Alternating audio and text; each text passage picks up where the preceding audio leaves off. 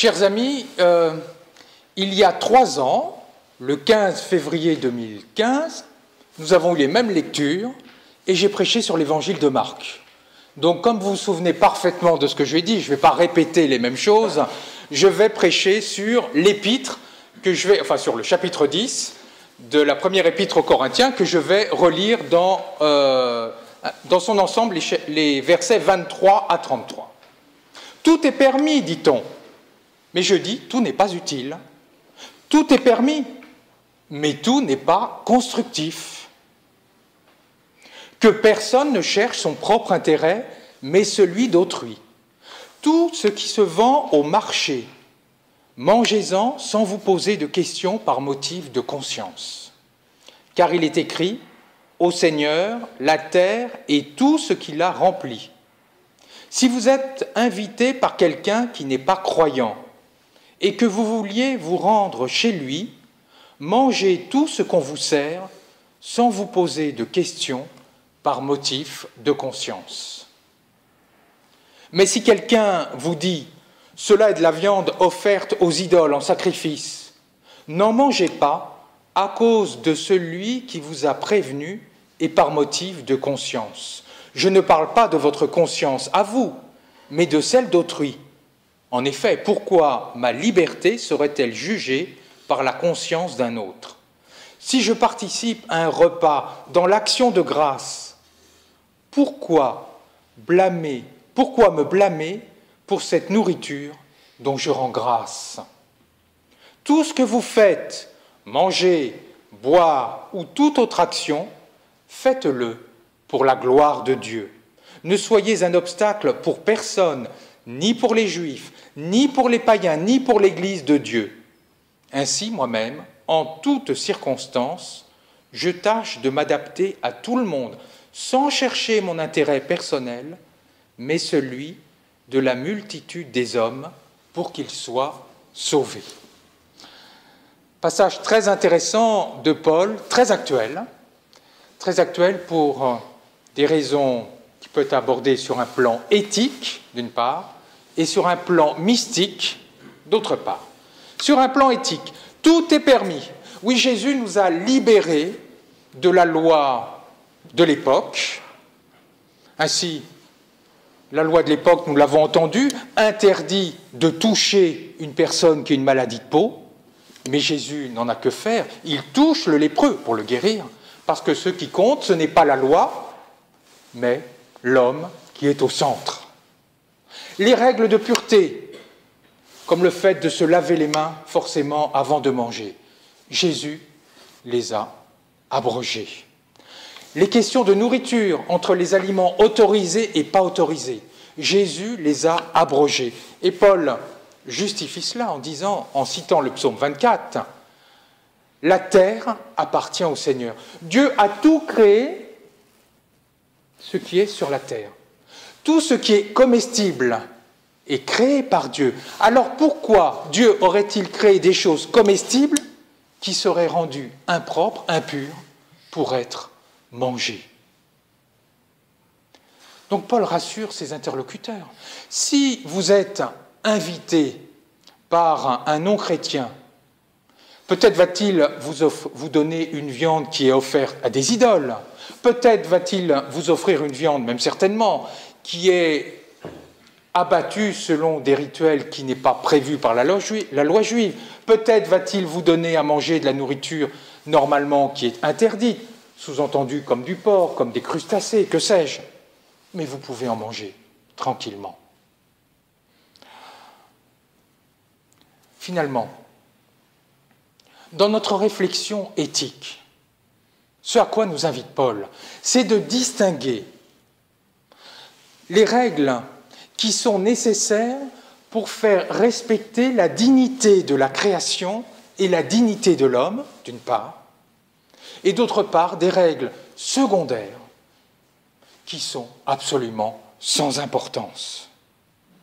Ainsi, si nous prenons le domaine alimentaire, il n'y a pas de question à se poser si la nourriture si la viande, pour ceux qui en mangent, que nous mangeons est autorisée ou pas. Mais sans doute de se demander l'animal? Comment est-ce qu'il a été élevé? Comment est-ce qu'il a été abattu? Est-ce que sa dignité a été respectée? C'est cela la question importante. Et on pourrait étendre cela à bien d'autres domaines, comme le domaine de la sexualité. Il n'est pas question pour un chrétien de respecter les règles sexuelles du Lévitique. Avec qui nous devons avoir des relations? À quelle période? Mais la question c'est, est-ce que nous respectons la dignité de la personne avec qui nous sommes? Est-ce que nous vivons une relation d'amour, dans la fidélité et dans la durée? Et nous pourrions étendre cela à bien d'autres domaines. Tout est permis. Mais, nous dit Paul, tout n'est pas utile, tout n'est pas constructif. Il dit, si jamais tu es invité à manger de la viande qui est offerte en sacrifice, et qu'il y a un chrétien à côté de toi qui dit, oui mais attention, non, tu ne peux pas en manger parce que ça c'est pas de la viande autorisée. Alors Paul dit, très intéressant, tu ne vas pas en manger. Non pas que ta conscience te l'interdit, tu sais très bien que tu peux en manger. Non pas que Dieu te l'interdise, tu sais très bien que Dieu t'autorise à manger tout. Non pas que tu as peur de l'autre, parce qu'il n'a pas à brimer ta conscience, mais tu vas le faire pour ne pas choquer. Tu vas t'en abstenir, pour ne pas choquer. Parce que ce qui t'intéresse, c'est de construire l'Église. C'est que toutes les actions que tu vas poser, elles soient constructives. C'est cela, ce à quoi nous sommes invités à faire. Toutes les actions, qu'elles soient permises, nous nous demandons si finalement, en Église, cela va être constructif et dans la société, si cela va être constructif. Ainsi, c'est la première idée importante. Jésus nous libère du carcan de la loi, mais notre liberté, l'usage de notre liberté, doit être exercé de manière constructive. Ça, c'est l'aspect éthique de ce passage. Il y a un deuxième aspect, je trouve, qui est beaucoup plus intéressant, c'est l'aspect mystique. Tout ce que vous faites, manger, boire, toute action, faites-le pour la gloire de Dieu. Paul nous dit une chose très intéressante. Il n'y a pas, d'un côté, la vie spirituelle qui serait élevée avec nos prières, le culte, la lecture de la Bible, et puis d'un autre côté, les actions bassement matérielles qui seraient nécessaires mais qui ne seraient pas intéressantes, à savoir manger, boire, dormir, étudier, travailler, que sais-je, plein d'autres choses. Non, pour Paul, tout peut être spirituel. En effet, pourquoi?